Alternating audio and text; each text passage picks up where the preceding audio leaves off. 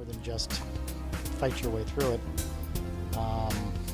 But I don't think we've really seen a truly well-developed game for older girls who aren't being tomboys.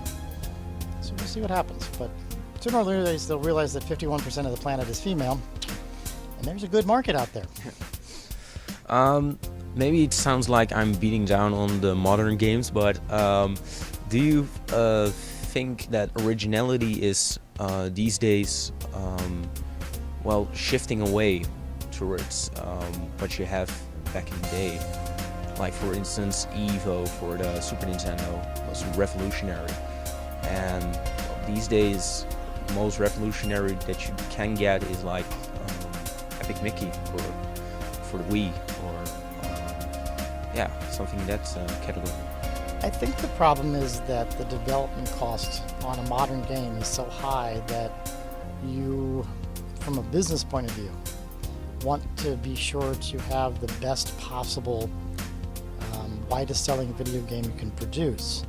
And so the trend in my mind right now is that they like to go with the sure things. You know, we'll bring out a Halo 3, we'll bring out a Halo 4. Why? Because we know that people are, oh, Halo! If you look at the wall, you know, Fable 3, Mafia 2, Bioshock 2, Left 4 Dead 2. You know, it's the year of the sequel to some degree. And being original with a video game with high development costs means you might develop a great game, but if it's a little quirky, if it doesn't appeal right away and it starts sitting on the shelves, video game retailers get nervous because we ordered 100 copies, we sold one, what do we do the other night? Quick, mark them down, get them out the door. Like Alan Wake came out, and it really wasn't a huge hit, but it started to pick up buzz. And now people are like, you know, this is really supposed to be a really good game. And Left 4 Dead, the original, kind of was the same way, as people didn't realize how good the AI was at saying, oh look, I climbed the stairs and turned left, and there's a zombie there. And the next time I climb the stairs and turn left, uh-oh, there's no zombie. Wait a minute, I'm gonna have to think now. So, you know, I give Nintendo a little more credit, and the games that are being developed on Nintendo, they are taking their older properties, and in some cases they're just redoing it, and in other times they're trying to do something new. Kirby's Epic Yarn. Kirby is a yarn figure. Okay, it's a Kirby product, so we recognize Kirby and we know that it's going to appeal to the Kirby fans, but it's not the same thing. It's not Kirby just going through different boards or having to swallow different guys. It's different, like Paper Mario or Mario Sunshine. It's rethinking, taking the same property and doing something new with it. And like I said, Epic Mickey is a good example of that. Something very different, but with a recognizable character to help drive sales.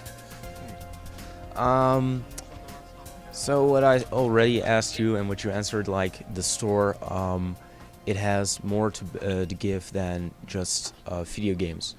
What are the more things that you're proud of to have in the store, or the more ordinary products? Okay. Well, I think that the store has been very successful over the years because we haven't been just one thing. A lot of game stores or video stores or comic book shops are so focused on that one thing that should something happen to that industry, or should the economy take a turn for the worse and it affects that group, it's very hard to survive. I've seen a lot of very specialized stores that were very good at what they did go out of business because of that. I think one thing that we've always tried to focus on here is not just one type of thing that people do for fun, but all of the different activities to some degree that people want to do that's fun. And we've chosen to focus around games. I mean, I guess you could say you can go sailing for fun, or take up track and field for fun, but we don't carry any of that kind of stuff. It's all about the big game, coming in to play or playing at home. So there's video games. You know, people who like to game probably might like playing board games, because that's certainly what I grew up playing, and there's a lot of really good board games out there.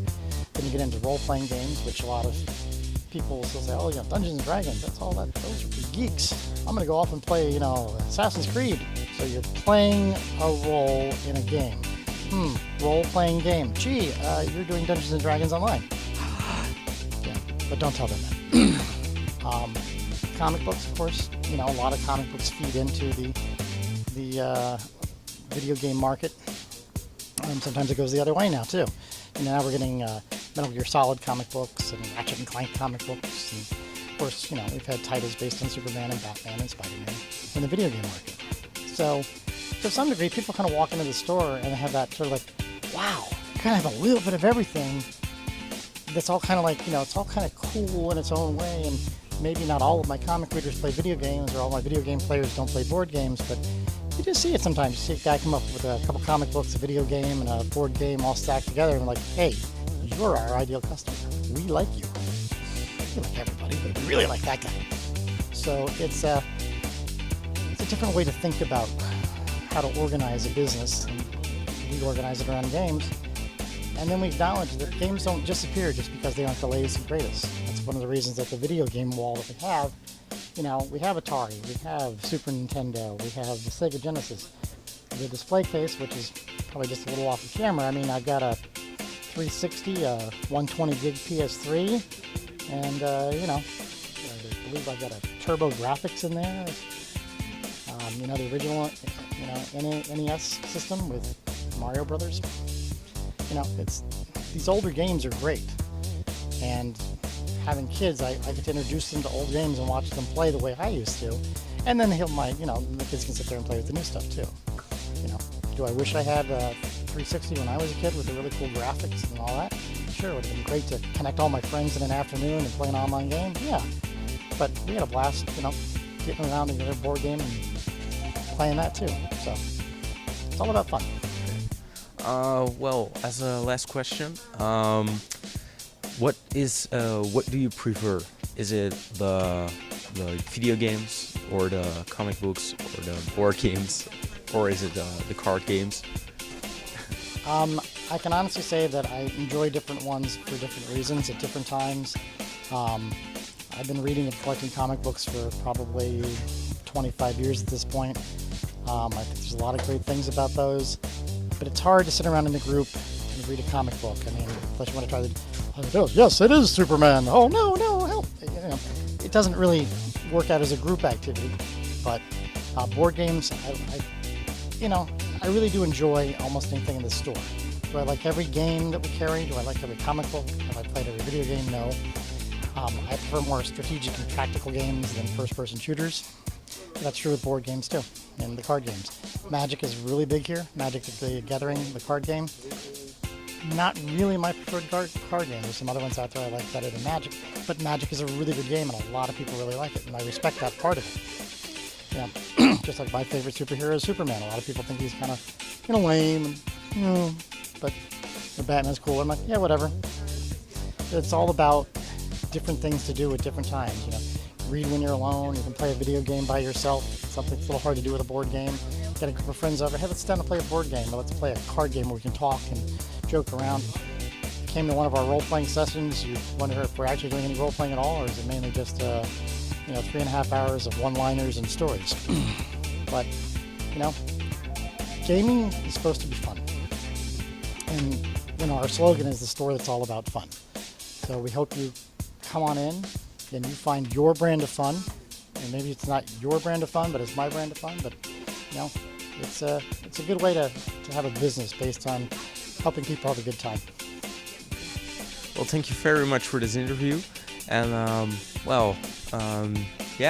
hope your store will do very well in coming years and beyond. And thank you very much. Great. Glad you could come on all the way over here from the Netherlands to chat with us here in Poughkeepsie, New York. If anybody out there wants to check us out, we're online. Our website is www.gamersgambit.com. And from that site, you can get to our eBay store, our online store, check out our events calendar. We're a premier store for Magic events. So, hey, if you're out there in the world and happen to be in Poughkeepsie one day, swing on in. We'd love to see you. We'd love to chat with you. Our staff may not be the most multilingual in the world, but we'll figure out how to help you. Well, you heard it. This is Michael Brahan from Dragon's Den signing out.